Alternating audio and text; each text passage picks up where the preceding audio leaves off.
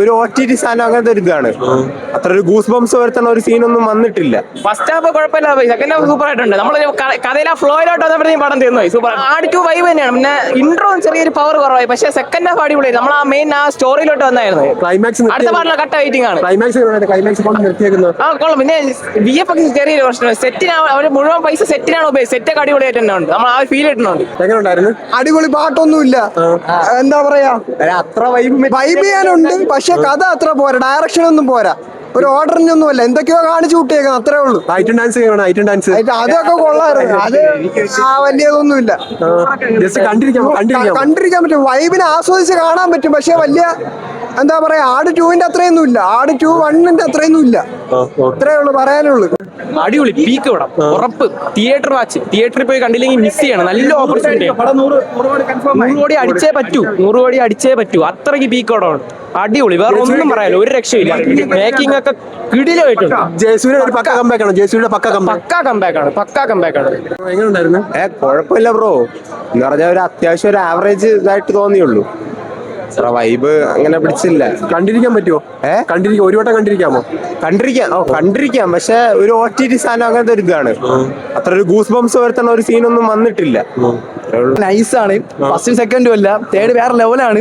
ചില എക്സ്പ്രഷൻസ് ചില പൊളിയാണ്, ഒന്നും പറയാനില്ല.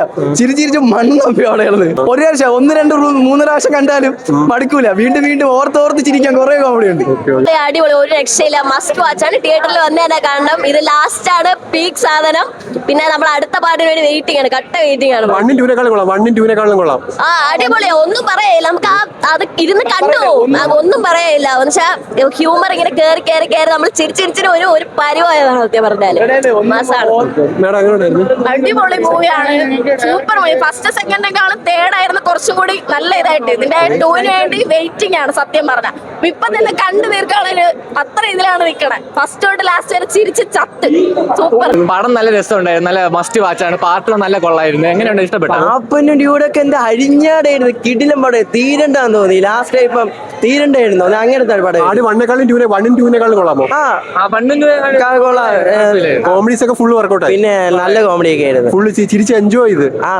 നല്ല കോമഡിയൊക്കെ. എനിക്ക് അത്ര ഇഷ്ടപ്പെട്ടില്ല. ജസ്റ്റ് 1 ടൈം വാച്ചബിൾ ആണോ?